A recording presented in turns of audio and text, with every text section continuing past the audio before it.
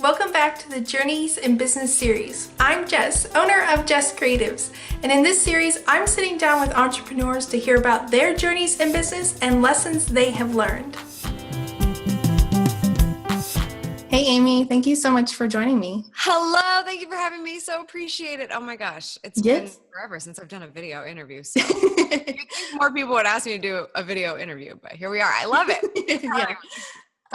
So to kick us off, for those who don't know you, why don't you introduce yourself and tell us about what you do? Sure. So my name is Amy Schmittauer, and they call me the Vlog Boss.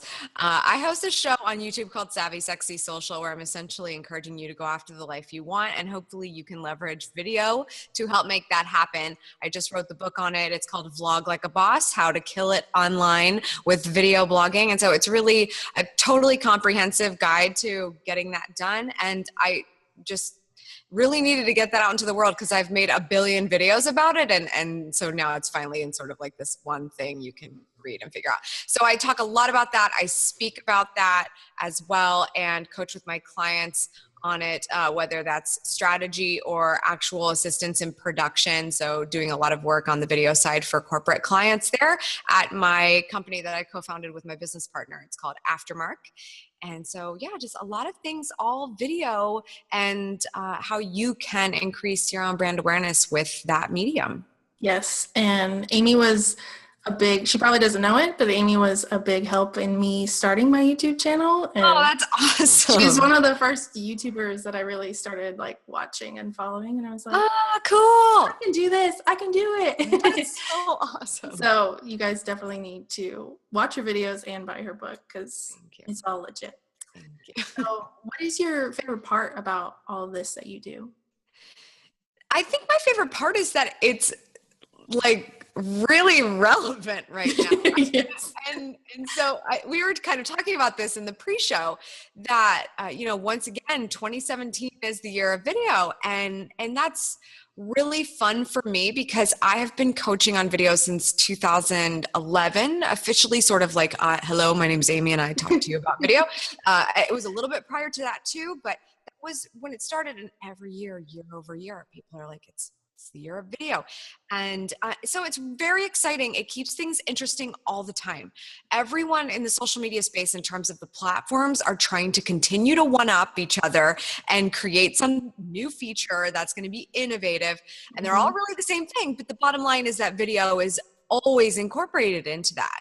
You know, we're not seeing new ways to write copy, with right now. We're seeing new ways to broadcast video. So it's very exciting. It keeps things extremely interesting, and you got to stay on your toes. And for somebody who likes to be challenged in what I do, it's why I decided to start a business. It keeps things fun, and it makes me want to wake up every day and find out what's next. Yep. Yeah. So what is your big why? Why did you start your business? Initially, I started my business so that I didn't have to leave my beagle who has separation anxiety at home anymore. That was why. It really was. That was the first reason.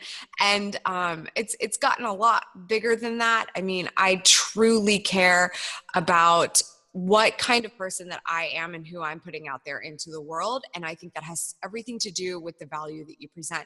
So my why is truly just to help as many people as I can. And I think you only do that when you get very focused on what you do well and staying in that territory. I love to give my friends advice on dating or things like that, but that's not something I'm passionate about, and I'm probably not in that area.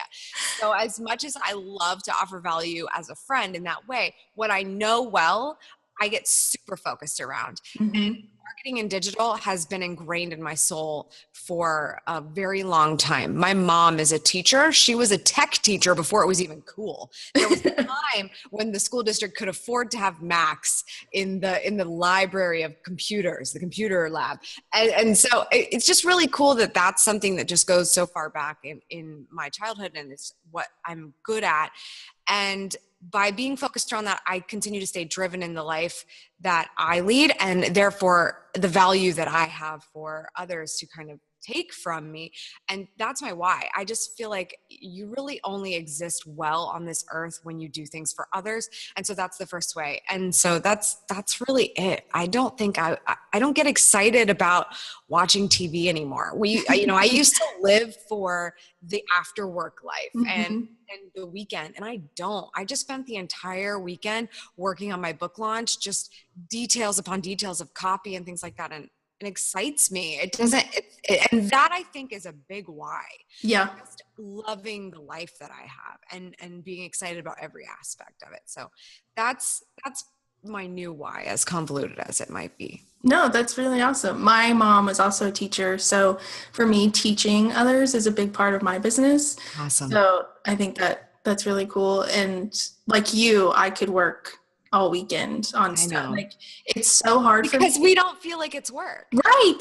Because that's the key here. It's not like we're workaholics and we're proud of it and we're trying to get everybody to take the drug. It's like, no, we actually are truly enjoying what we do. Yeah. And I think that's a really cool thing that we have going for us in this world. I think in this generation as millennials, but even more importantly, I think, to go on a tangent here, I think countries have looked at us like we are crazy because of how much we work as Americans.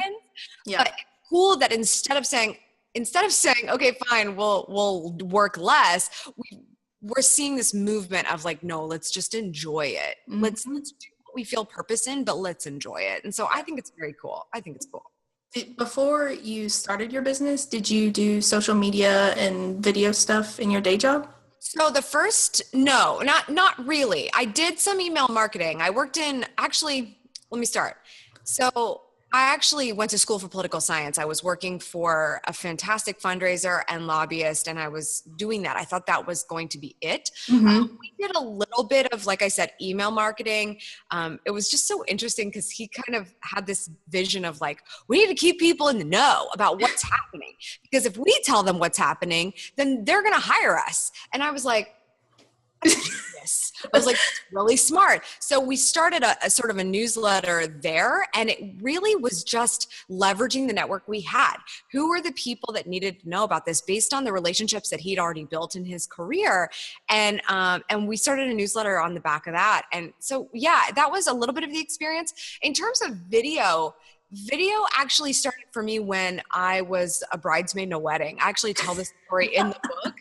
And it literally was just like, well, she picked me last as one of her bridesmaids, but I'm going to be the favorite by the time this thing's over. And so it's sort of this whole story of how myself and another bridesmaid came up with this harebrained idea to make a video for her.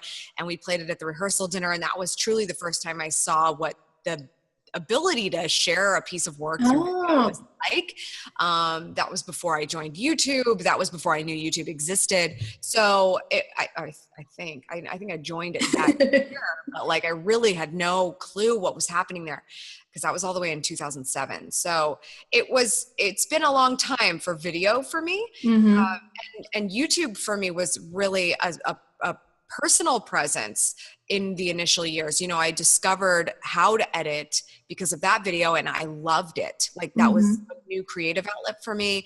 I started a YouTube channel because of that.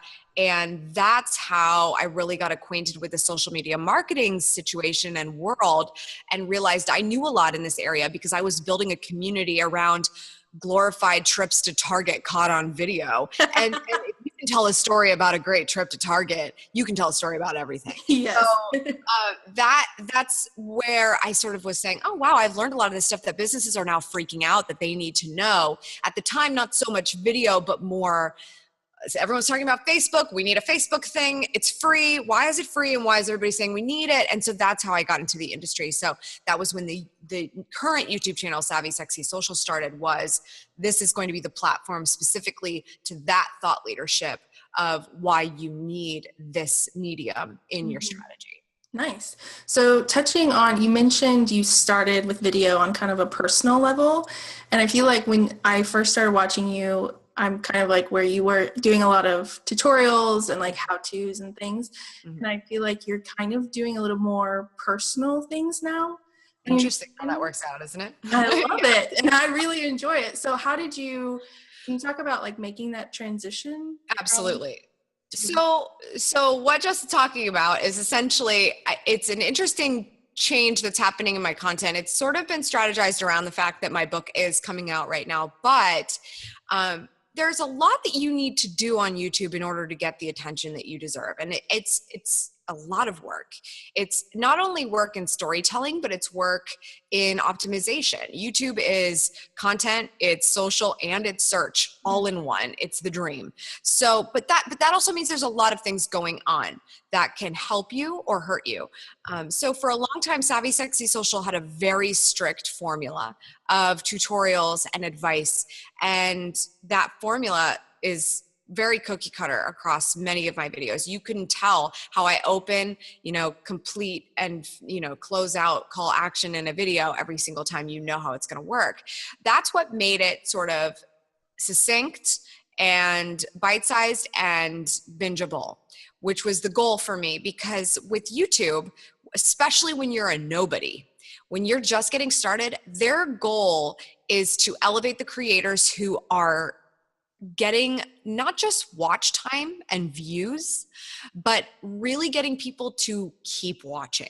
If you bring somebody into the platform and you quickly disappoint them and they leave YouTube, that's not just, okay, we got one view off that person, how do we get more? You're also signaling to YouTube that you're not quite the valuable creator that they need, because their goal is to keep people on the platform. Their goal is to get watch time up. That could be your video or not your video. If you started that session, if you started it, you get credit for all of it. So right now, the average watch time on YouTube is 40 minutes on mobile. On mobile, people are watching YouTube 40 minutes. That's a long time, It's like an entire Netflix episode. That's insane. So when you think about that, what that means is YouTube is loving that. And those people that are starting that activity of viewers are favored significantly. So let's get to the point. That was really what I was thinking about when I wanted people to come to my channel. Not only was I a nobody on YouTube, I was a nobody on the marketing circuit. So I wanted to teach people how to use video effectively, but I also wanted them to remember me because I was a nobody and I needed to find my way to stand out. So quick, bingeable, you're never going to come and watch one of my videos. You're going to watch many of my videos. Yep. And even if you don't watch many of my videos, if my video was good enough to keep you on YouTube so you keep watching, YouTube likes me. So either way, I'm building my brand with everybody across the board. So that's why the strategy for 650 videos almost was to do that and do it really well and cover as much evergreen territory as possible. So that was the goal there. At a 50,000 subscriber and on average between 2,000 and 5,000 view situation per video, you now have a really interestingly new situation where there's some momentum that you're going to get behind every video that goes up. Just automatically, if I upload a video, people are going to be viewing it in subscriptions, notifications, or social, because I've built that to a certain place. So that's something I can now leverage to kind of take the audience to a new place. The tutorials and all of those things, they still stand. They're still an element of the channel, but a couple of things are happening. I now have that momentum working for me, so I can show people a more personal side. They know me on a tactical and strategic side, so they want a more personal side. But also the bar for storytelling on YouTube is going up significantly. Yep. So the average video just offering a tutorial isn't going to be enough anymore, especially if you have an audience that's willing to give you the momentum sitting there waiting, and they have many other options at their disposal. So all of these things are sort of coming to a head right now. And that's my long-winded way of saying, like, now I'm not only offering you strategy, but I'm offering views of my dog and my yes. And so it's interesting, but personality and really just getting real with somebody on camera. The name of the game the entire time has been, we are sitting here and we are talking like we're having coffee. Like I'm talking to Jess right now is how you should feel watching every one of my videos. It should not feel like I'm wearing a suit and tie in front of a green screen and trying to put up as much of a wall as possible so you'll think there's some level of prestige here that is not. I am in my living room. There are Christmas lights hanging behind me and I forgot to plug them back in for you. That is real. And I want people to feel that in my video content, because that's the cadence of YouTube. Let's not forget that this is the home of cat videos. So that's a lot of where the situation of my channel is.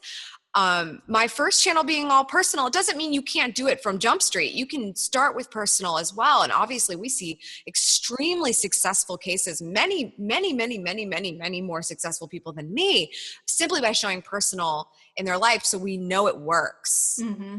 And that's what's interesting here, is now incorporating that element into what is supposed to be businessy and proper and prestigious, and saying, no, let's knock down some walls here and get real about what it means to live a life that you want to go after, and the hardships and the tough times and the strategies that are included in making that happen.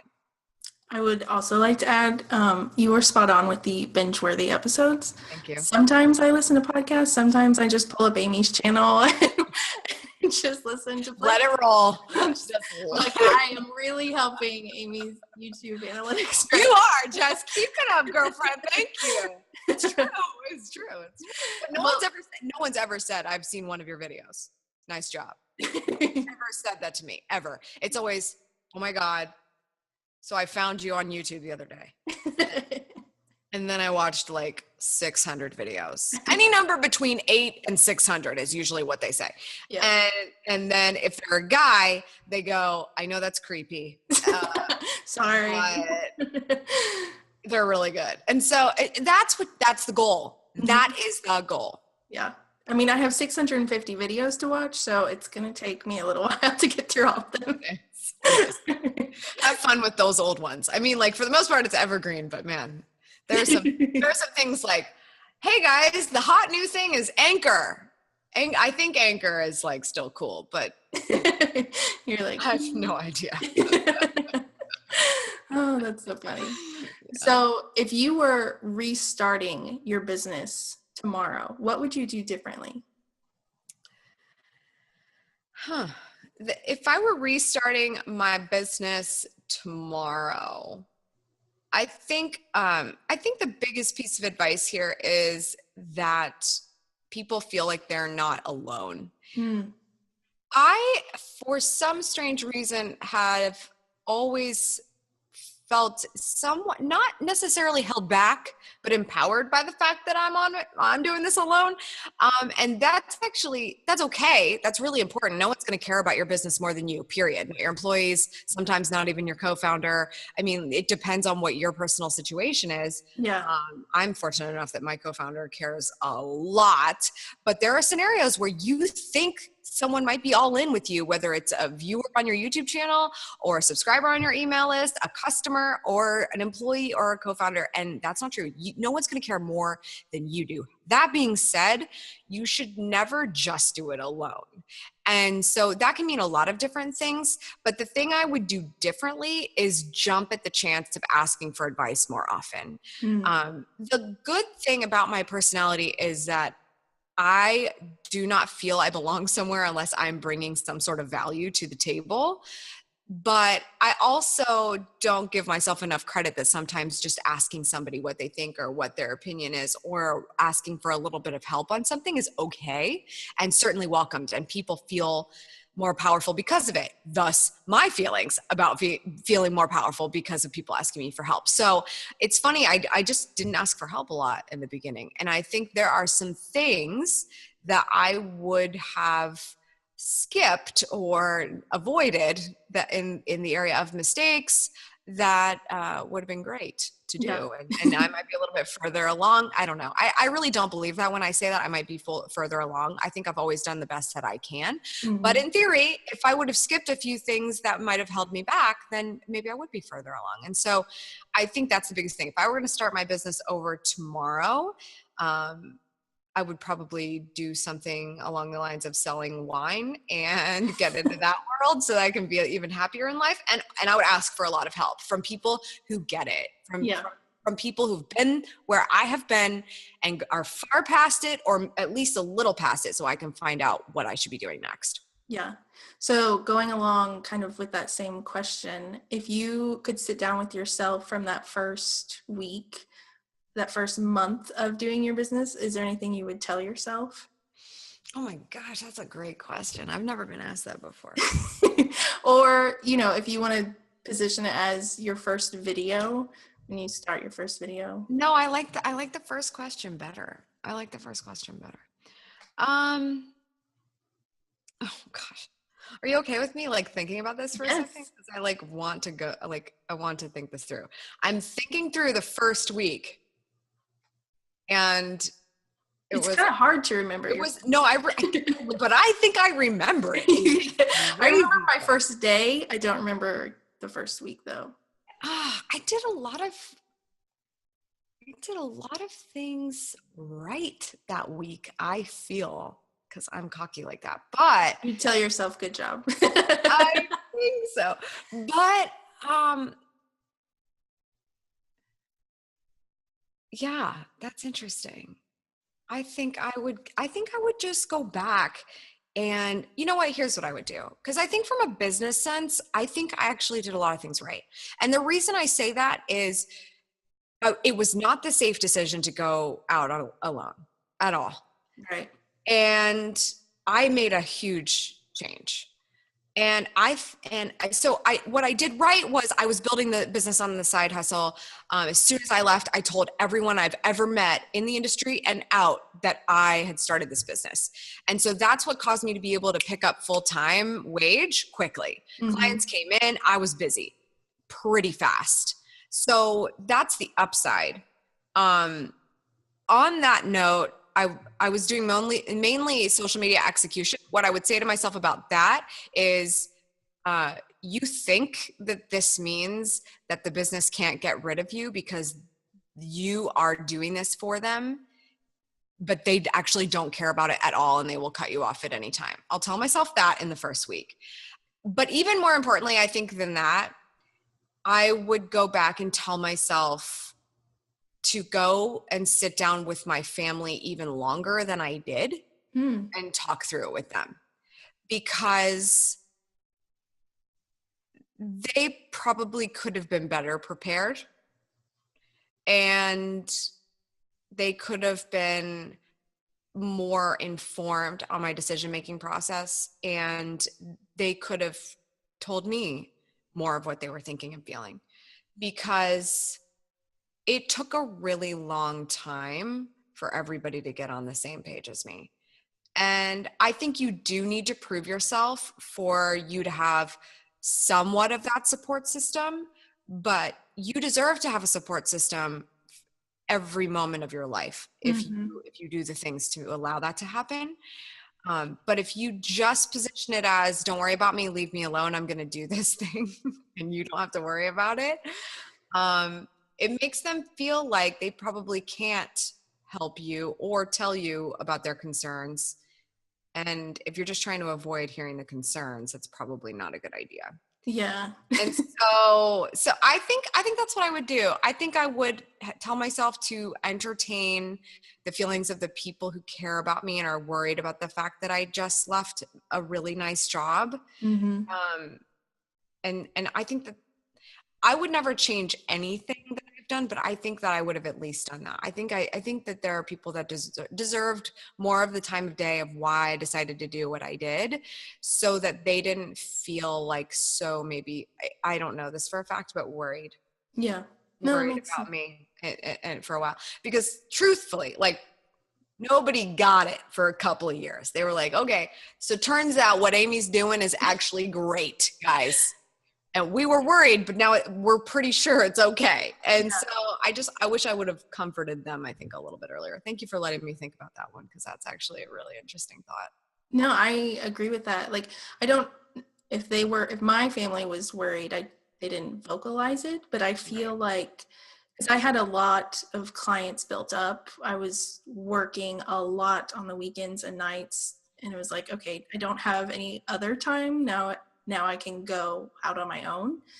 And so they saw that, but I don't think that they were totally confident and that I could keep doing it. Yes. I don't know that they were like, okay, like, she can do this, right? Like, she does have a lot of clients, and okay, like, can this keep happening? And my family was doing the same thing. Yeah. And then it was like, normalizing it. Yeah. And then when I would start, after like the first year or so, then I would start saying like, oh yeah, like I'm booked out for 3 months, or like, yeah, I like had this big client, and my family would be like, oh.